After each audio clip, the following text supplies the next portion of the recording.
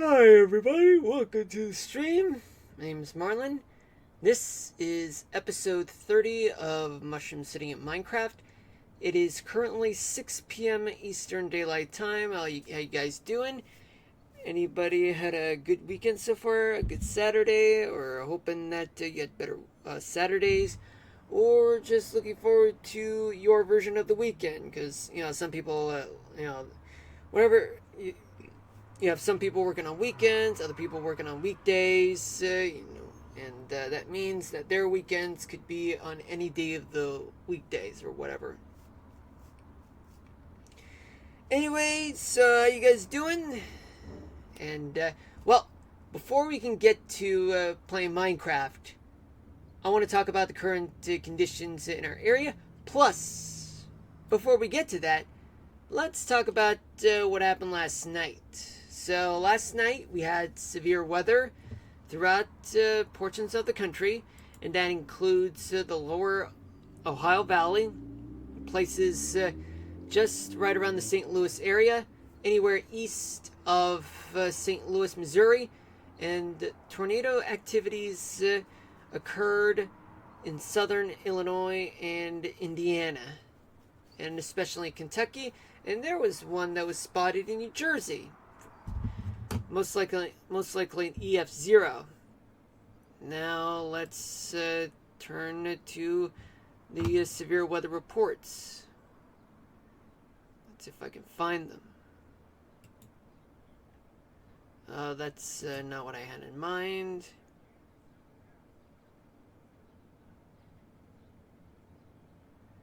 Gotta find the right ones. Storm reports. Yeah, we're gonna turn them on. And let's say we start since yesterday at around probably up until midnight. And then until now, that is. So let's see what we got. Okay, so the storm report archive mode is on. Let's take a look. Okay, so we do have a tornado that was reported in New Jersey, and it was just right around at 2 west southwest of Folsom, New Jersey, in Atlantic County. And the remark was an EF0 tornado occurred near Collins Lakes, New Jersey. And from what it looks like is that there were downed large branches, metal roofs peeled off. That's one of them. Now let's go to the rest of the country. There were tornadoes that occurred around Somerset and London, Kentucky, right around the airport. There was damage and tornado damage at the airport, at a local airport, Somerset. Train spotter spotted a tornado. Now let's go elsewhere. There's Russellville, Kentucky, and the TDS. It was a TDS on radar. There was another one. Well, we're not going to go individually, but these are the tornado reports that occurred since yesterday, early yesterday, I should say. And many of them occurred throughout much of the Ohio Valley, plus New Jersey.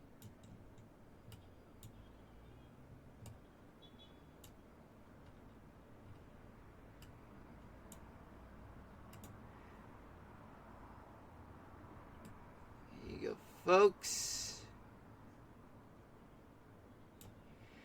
this was a tornado. This was the part of the country that experienced tornadoes. And now I'm drawing you guys what a tornado looks like. Plus, right around here. Right? Now, in addition to which, there were plenty of wind damage reports throughout places like south of Elmira, right around Vermont, and along the I-90 corridor in upstate New York, especially in Pennsylvania, and especially in southern Pennsylvania, West Virginia, southern Virginia, especially in the Delmarva Peninsula, the Washington-Baltimore area, and New Jersey. Also in Ohio. Yeah, I did say I don't know if I said, but the Appalachian Mountains, especially around central and northern Alabama and outside of Atlanta. Much of Tennessee, Kentucky, parts of Indiana, Illinois, and the St. Louis area. Though there were a few in Texas, just outside the Dallas-Fort Worth Metroplex and north of Junction, Texas. As for hail, well, small, about an inch in diameter of hail, anywhere right along the I-90 corridor in upstate New York and northwestern Pennsylvania, and even just outside of Harrisburg and outside of Baltimore. And there were an inch of hail in diameter in places like anywhere just west of Richmond and outside of Cleveland. And there were plenty of hail reports. Oh, well, there were also an inch of hail in diameter places like Carolinas, Tennessee, and especially just right between Birmingham and Montgomery. Northern Mississippi. Northern Mississippi did experience wind damage. Damaging winds have been estimated to be at least 60 miles an hour. An inch of hail in places like Arkansas, Oklahoma, Texas, right around between Dallas and Austin, Texas. But in some areas, especially just just right between Dallas and Tyler, it is where you'd find 2.5 inches of hail, and it's about 1.75 inches just outside of Austin and outside of Dallas. Just went up to about 2.5 inches of hail outside the Metroplex, and just about an inch to about 1.75 inches outside of Oklahoma City, about 2 inches of hail outside of Little Rock. But you're gonna find a lot of hail reports right around this area, folks. Right around this area, consisting of Tennessee, Kansas, northern Arkansas, eastern and southern Missouri, southern Illinois, southern Indiana, southwestern Ohio, Kentucky. A lot of tornado reports, hail reports, wind damage reports. List goes on and on. But the worst part was right around just right around the Ohio Valley and the Mid-Mississippi region. It was very, very tormenting, folks, at that time. Now, let me switch gears to see what we got. Okay, so according to the Storm Prediction Center, hold on. Yeah, I'm not picking up right now. Whoops.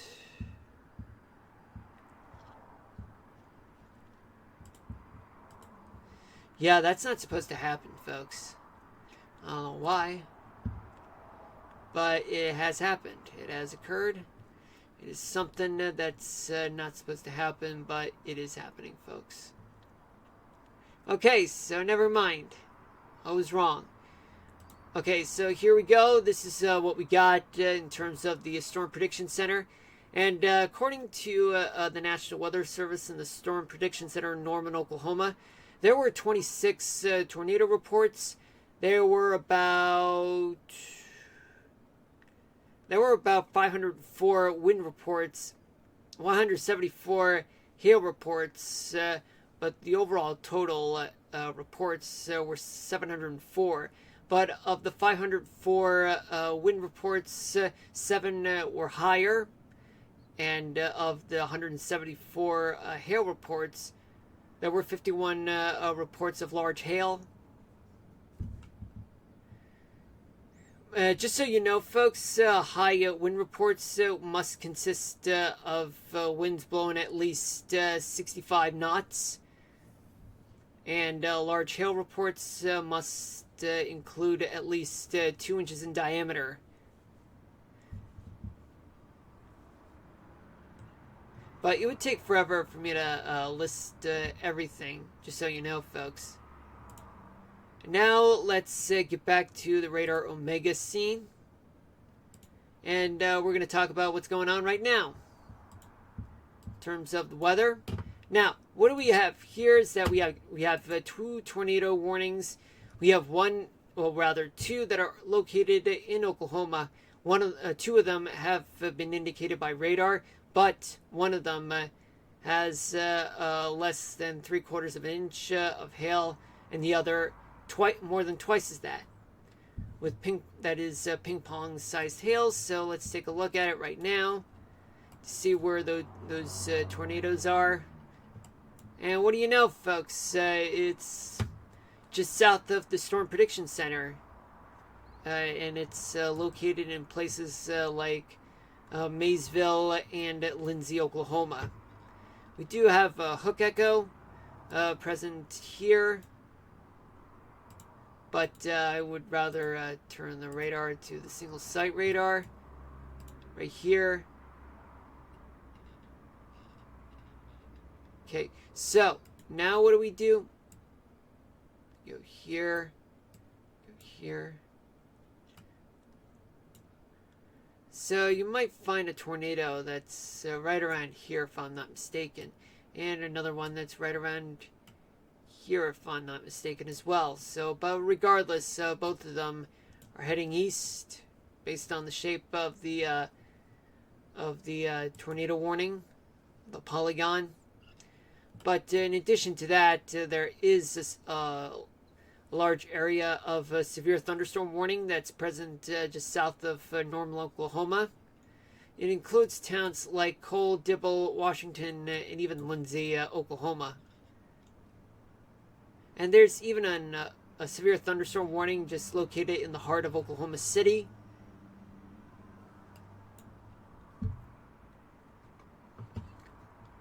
I mean, the 2 tornado warnings are located in this same spot, just so you know, folks. But one of them is going to expire soon. As you can see, the one that's in McLean and Garvin counties, it's going to expire in 2 minutes. The other one expires in 17 minutes. So hunker down, everybody. Just head down to the cellar and avoid the windows and the winds and the debris. In addition to 2 tornado warnings, there are 17 severe thunderstorm warnings. One in Oklahoma, Arkansas, Vermont, along with upstate New York, Louisiana with Mississippi, Arkansas. Did I say Arkansas? Oh yeah, I did say Arkansas. One Oklahoma severe thunderstorm warning is declared a destructive storm, in which hail size is estimated to be almost 3 inches, and its winds could speed to up to 50 miles an hour, but the damage is going to be very destructive. So it's because you have a tornado that's present, and this is not a good look, folks, just so you know. And now, additionally, there is another one in Massachusetts, another one, 2 other ones in Texas. I don't know if I said New Hampshire, but regardless, it's still there. And then you have a bunch of other severe thunderstorm warnings just outside of the U.S. You have 5 flash flood warnings that are present. 2 of them, or 3 or 4 of them are in Vermont, and one of them is in Texas. And you have 15 special weather statements that are in Vermont, upstate New York with New Hampshire, Wyoming, Colorado, Idaho with Montana, Alabama. There's one in Massachusetts, Pennsylvania, Utah, Oklahoma, and Texas.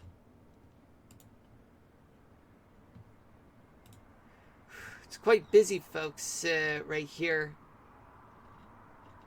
But one tornado warning has expired as I was talking. But right now, it looks like as though that the tornado is moving east. So Lindsay's out of the picture.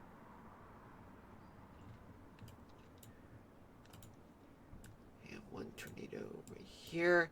Faster winds are here. So there's a tornado just south of Maysville, Oklahoma. And that could move towards the east, possibly towards Pauls Valley, Oklahoma. Alright. Now let's hope everyone just stays in shelter, stays in the basement or cellar. And if those aren't available, do head over to the lowest floor of your home and take shelter in an interior room that has no windows, just so that you don't get hit by debris, because the exterior rooms they are targets for projectiles and debris, and it would be declared unsafe. But if you're not in a home, if you're outside, your best bet's to take shelter in a ditch, lay low, cover your head, just so that you don't get hit by projectiles and debris, and you won't get picked up by winds. And also, don't take shelter in an overpass. That'll make things worse for everyone else and for yourselves. I mean, I kept saying that twice. I mean, I know, yes, last night when I did the weather topic of the day, it was more like me repeating myself, but this is not meant to be enough to warn everybody. I can never say that enough, because the danger is always present. And not everyone experiences storms all the time. But regardless, let's just move on and see where else throughout the country that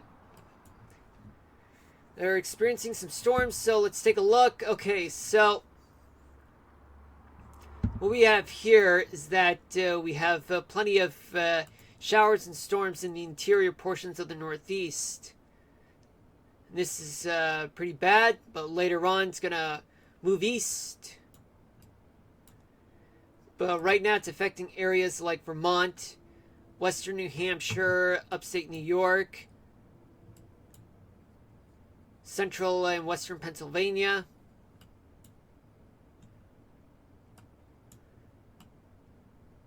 Then we head south. Plenty of showers and storms throughout Alabama, Mississippi, in association with 2 severe thunderstorm warnings in Mississippi, Louisiana, and Arkansas. There are some isolated showers and storms throughout Texas, in places just west and north of San Antonio, north of Austin, and it's located in Dallas-Fort Worth. There are severe thunderstorm warnings just outside of Fort Worth. Flash flood warnings there, along with a special weather statement, in which case it's not always enough to guarantee a severe thunderstorm warning, but still, treat it as a severe thunderstorm warning, because thunderstorms are strong. They're strong enough to cause trouble, especially in Waco, Texas. Oklahoma, well, oh boy, looks like we got ourselves another tornado warning, but this time it's moving towards the east-southeast. Now, I know this is the same tornado warning as before, but still, you can never be too sure.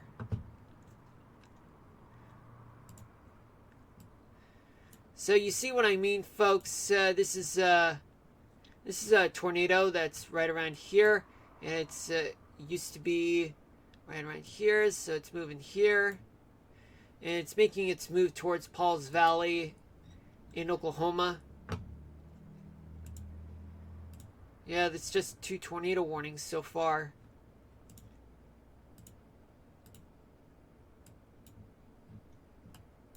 In addition, there are severe thunderstorm warnings in the western half of Oklahoma City, and one special weather statement in southeastern Oklahoma. The Midwest, most of the area is clear, considering that they've experienced severe weather.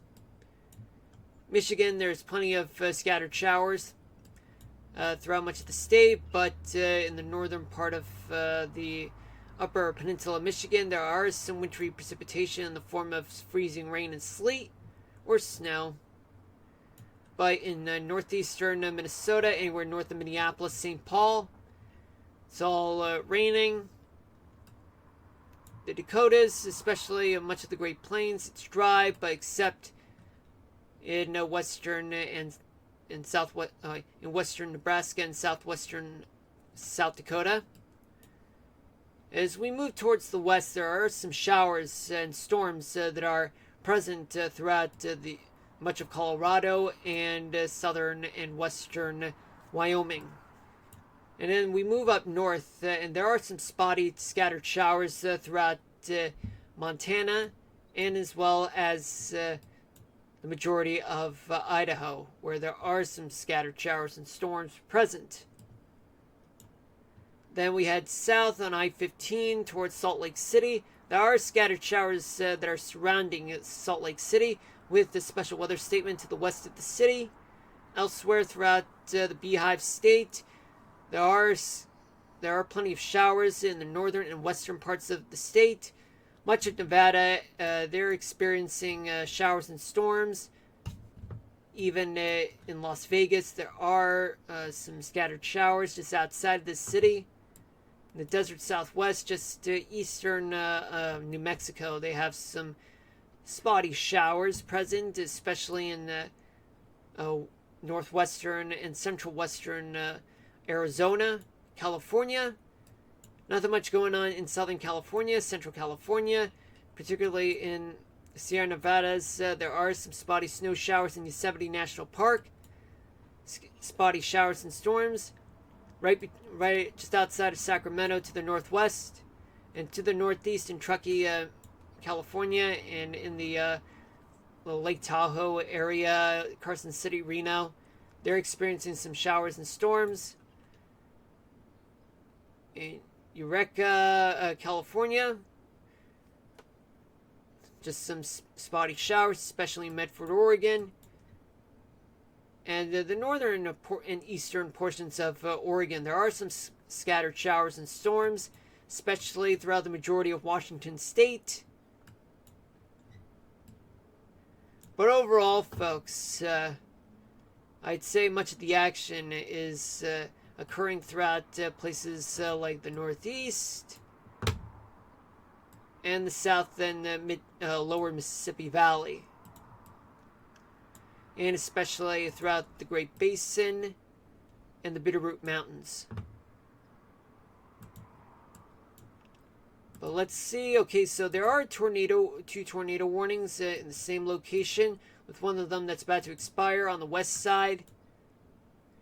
But we will keep monitoring what's going on throughout the United States in later time, folks. We'll get back to that at around 7, in about an hour from now. But in the meantime, we're gonna go ahead and continue with Minecraft.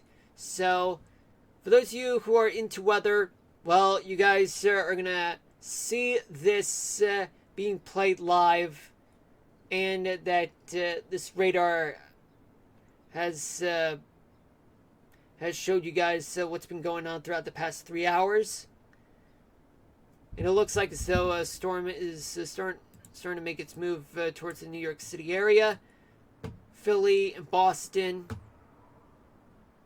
and storms rolling in towards the metropolitan portions of central Texas. And the West, the West, they're getting plenty of showers. And some showers are moving in towards the east from Minnesota towards Wisconsin and the upper peninsula of Michigan. It's all because you have that same low that I said it was a deepening low last night. and now it's making its move towards Michigan, and it's still causing trouble throughout the Northeast, in New England, and the Great Lakes region. But it has been connected towards places like Texas, and stationary front that's right along the, just parallel to the front range of the Rockies. And there's another cold front that's present in the west, especially areas of low pressure. All right, folks, it's time for me to move on and start playing Minecraft. We'll continue to monitor this in about half an hour from now, in about an hour from now. But in the meantime, let's get started on Minecraft. Jason. So what have we been doing? Well, trying to get myself organized for the most part. I've been creating an elevator by the time the stream ended.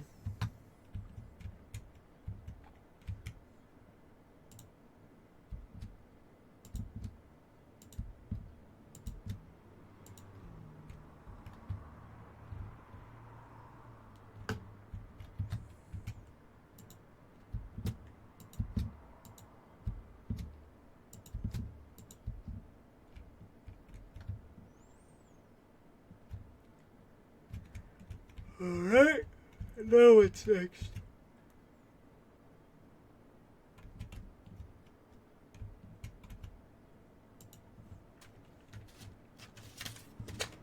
Let me just create a label.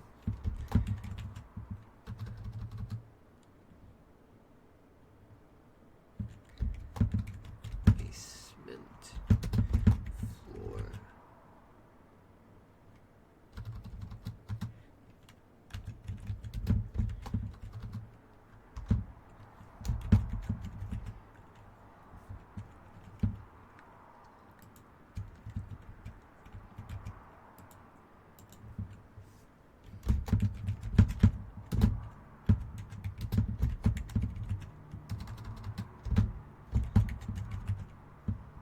Okay, basement third floor.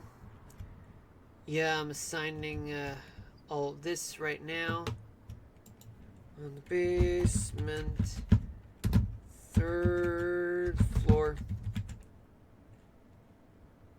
Yeah, I'm keeping an eye on the chat right now. Let's see what we got. Nothing so far. Okay. Yeah, because sometimes I get way overboard on things.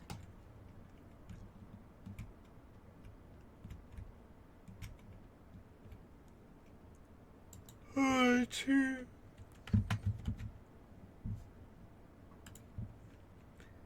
one goes up.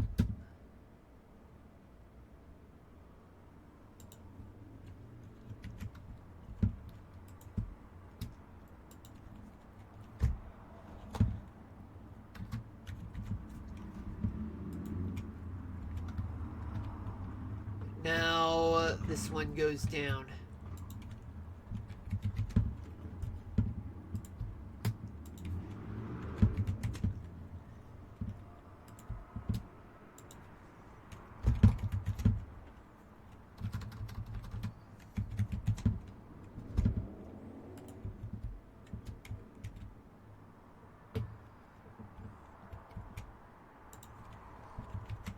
Yeah, this one goes up and the other one goes down.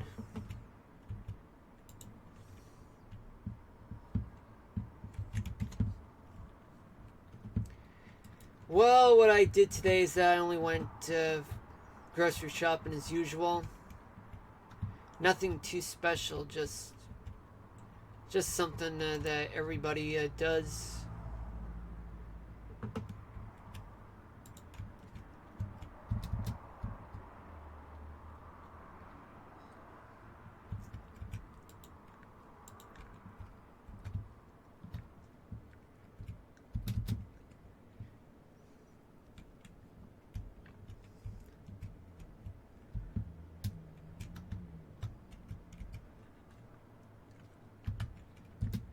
Okay, this one is the basement, second floor.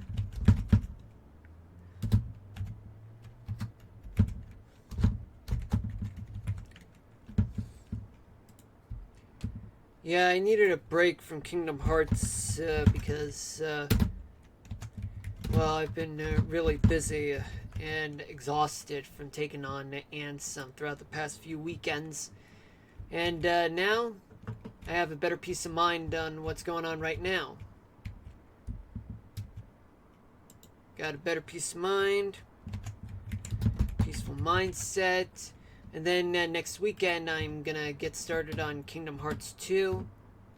So I can't wait to stream for you guys by that time.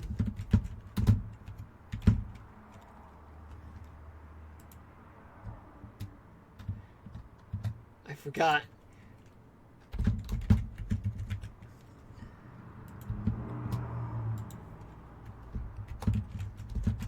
Okay, basement, first floor.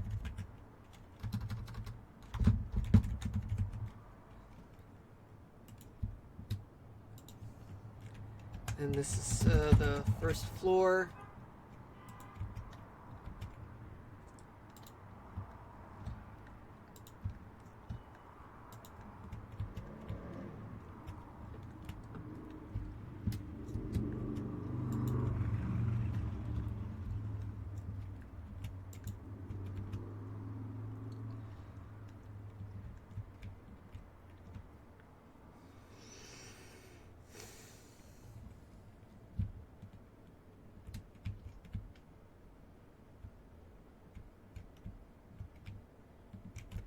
Yeah, I got an idea, and what I'm gonna do is that I'm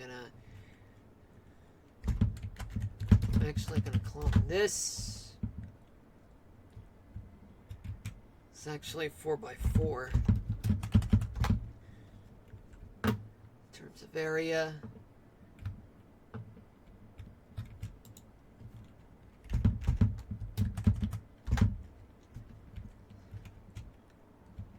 Yeah, I'm hearing background music. I hope I'm wrong. I'm actually going to be making about 10 floors of the hotel right above the train station.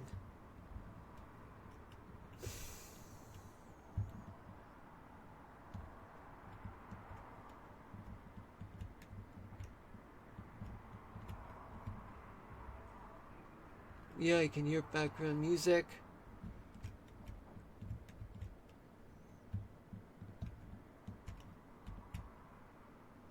And a rooftop, so I'm just gonna go ahead and do that. Okay, so what now?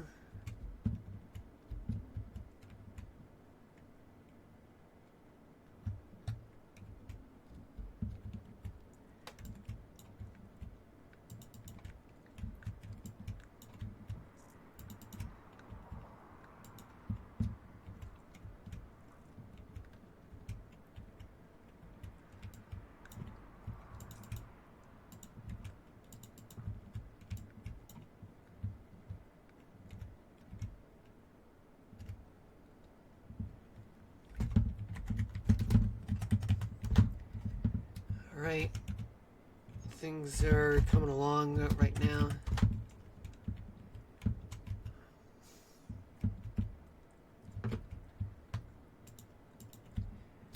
Just need to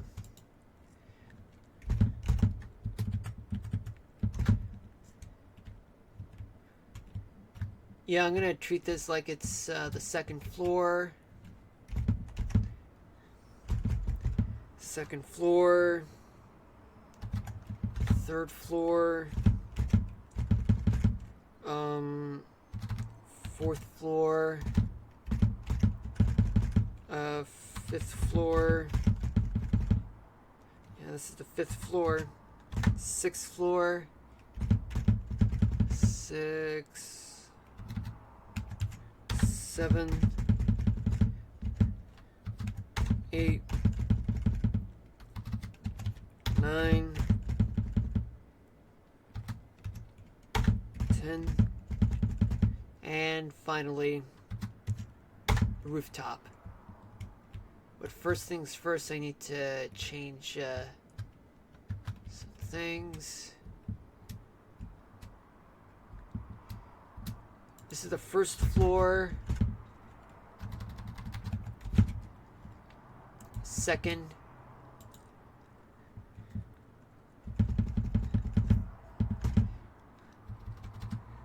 Third.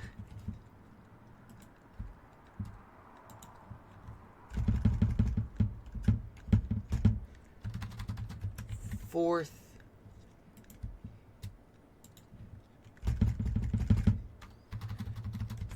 Fifth.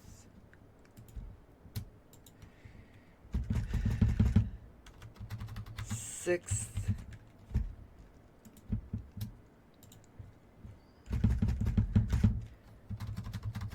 Seventh.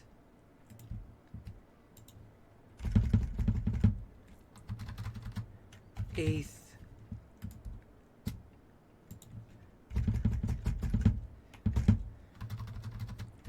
Ninth.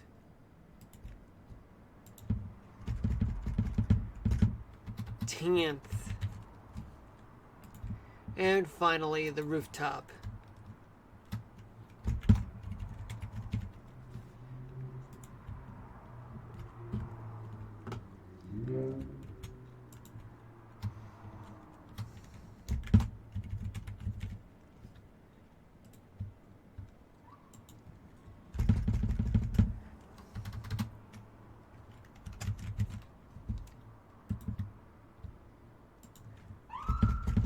Yeah, sirens. Great. Great. Just hate it when that happens.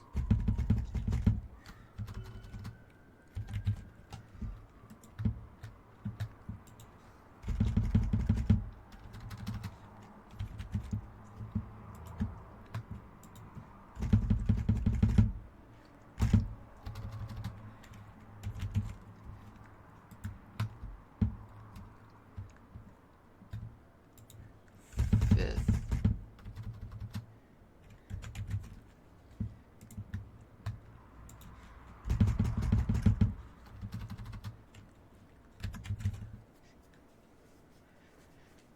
All right. Fourth.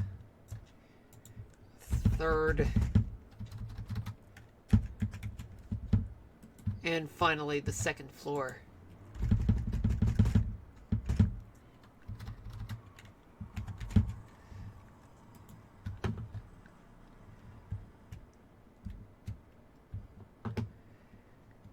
Okay, so that's after the first floor.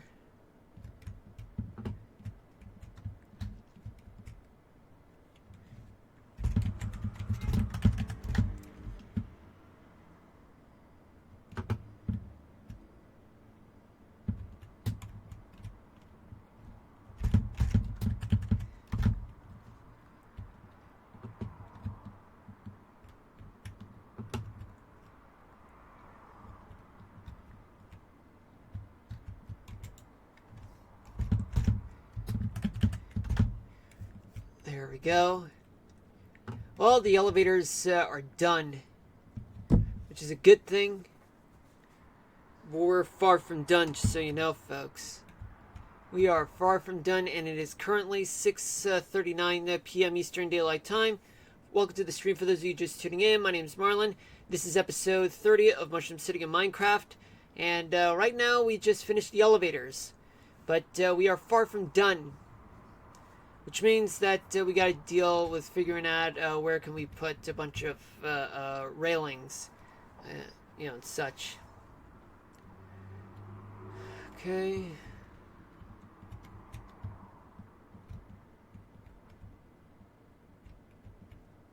And can you give me a moment, folks? It's getting hot here.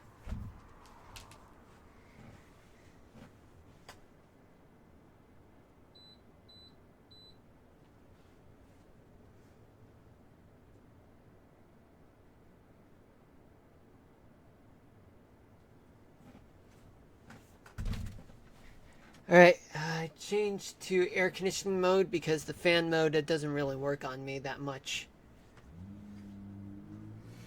I mean, it only lasts until I get chilly. Anyway, okay.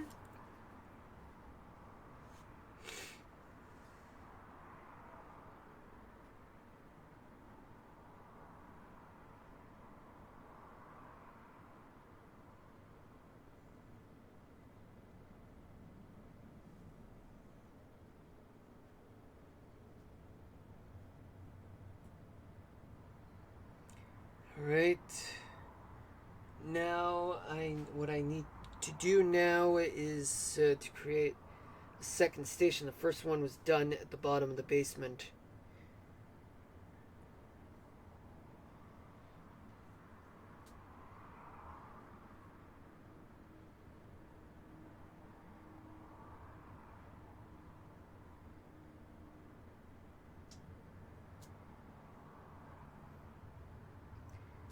Best course of action that I can do is just simply, I don't know.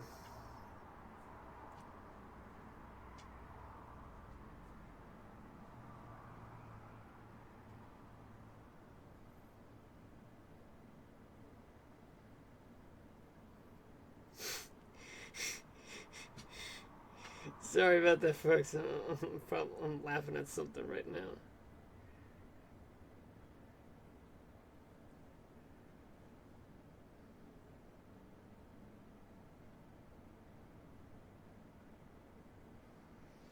Yeah, the best thing I can do is to deal with this side here.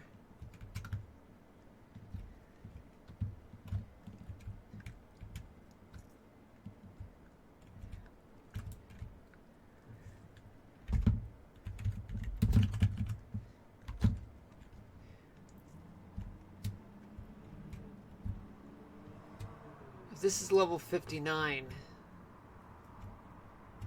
and I'm like 59, 58, 57, 56. Yeah, I think 56 would do.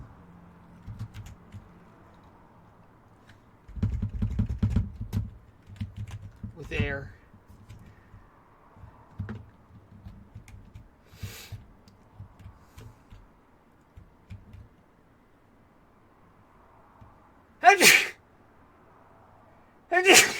Sorry about that.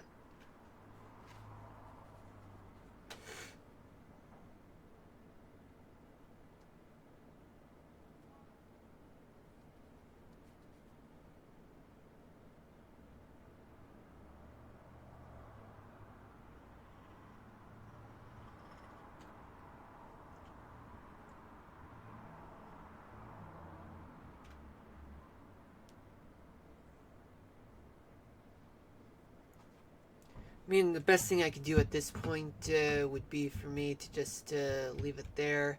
The whole, this part here.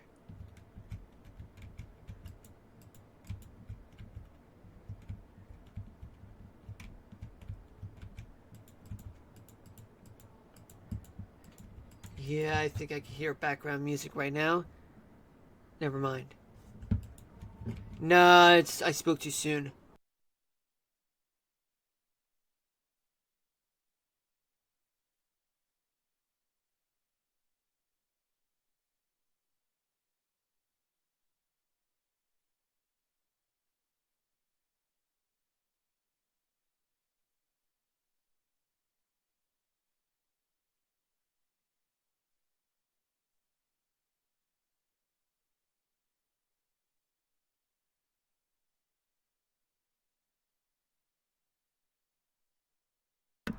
Alright, I'm back. So sorry about that.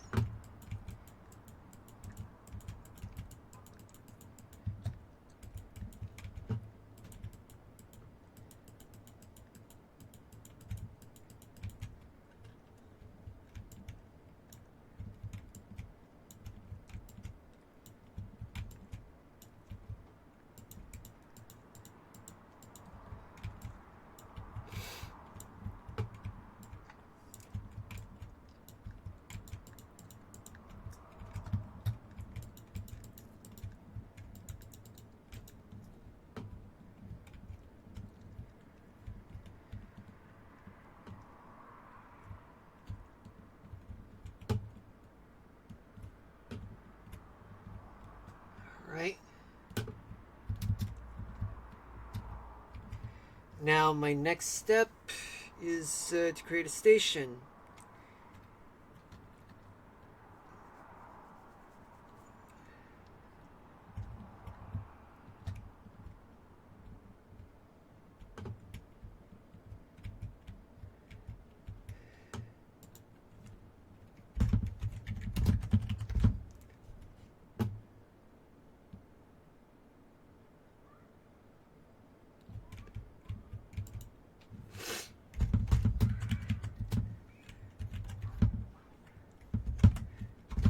There we go.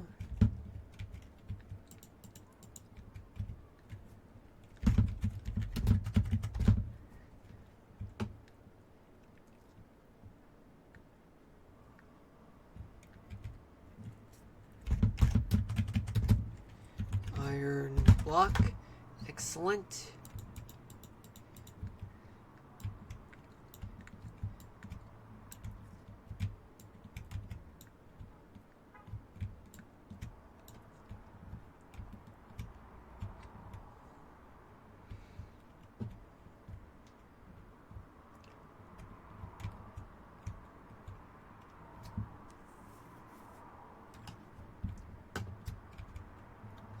I might as well just put some smooth quartz block right around here.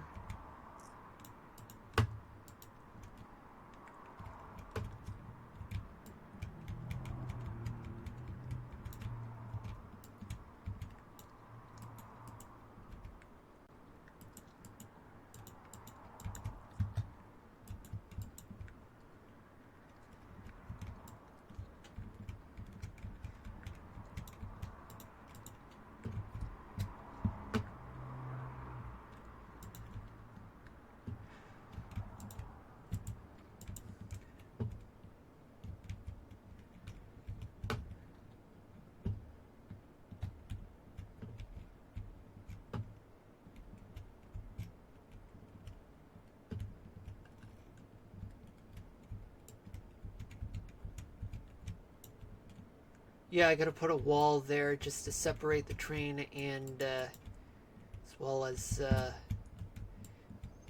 you know, the walkways.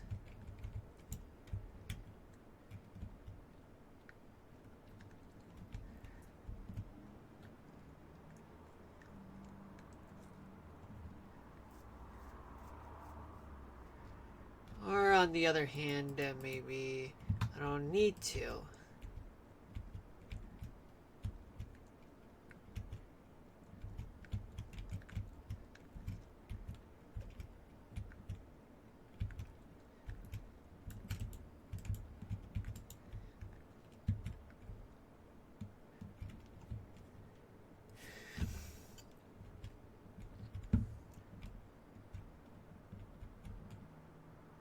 I don't know, because that means I do have a train that's under there. But also,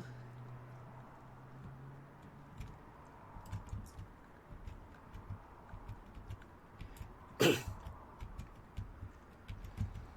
something else I'm doing.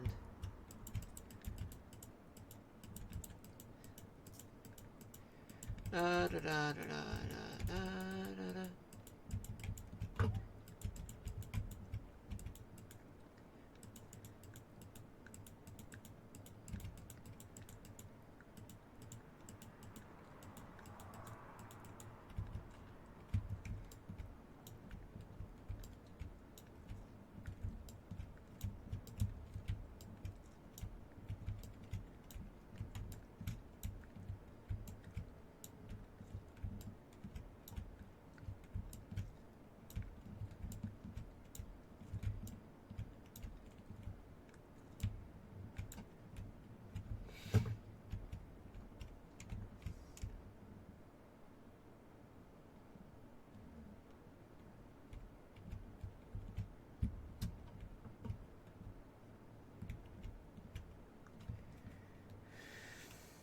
Yeah, I'm still fixated on one other subway line.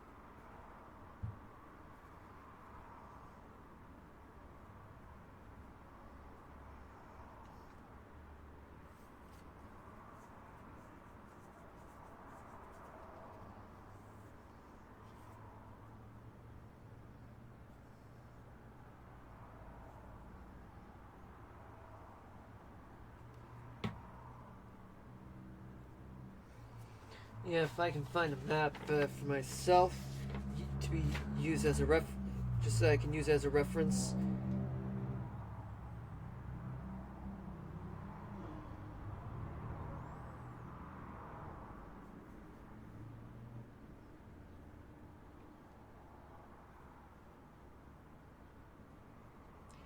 Let's see.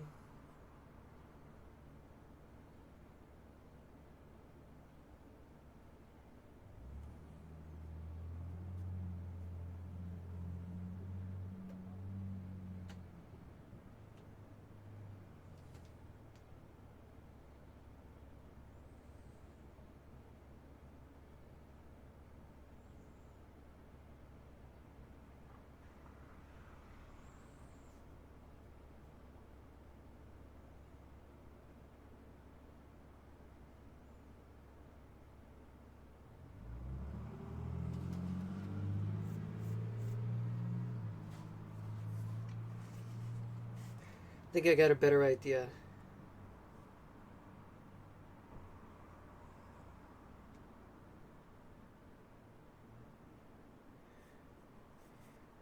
We go do things this way.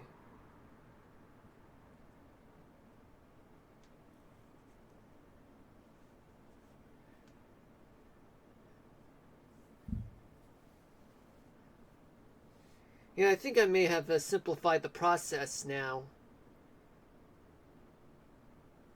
Okay. Now I think I have enough to go on.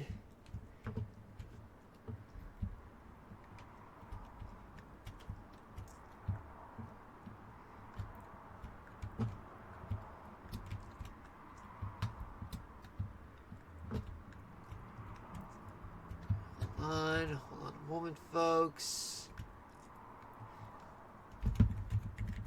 Okay. 63.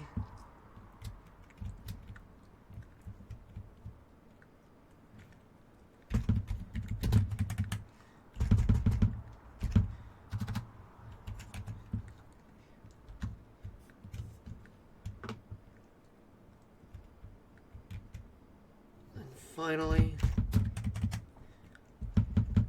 60.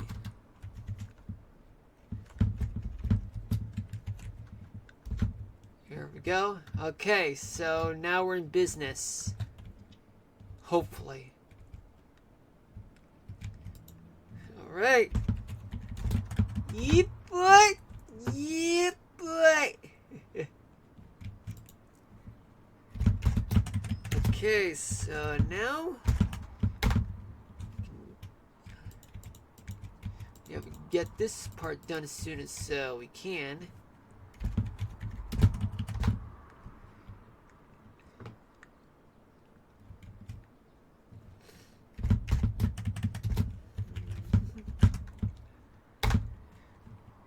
Excellent, excellent, excellent. Yeah, yeah, yeah.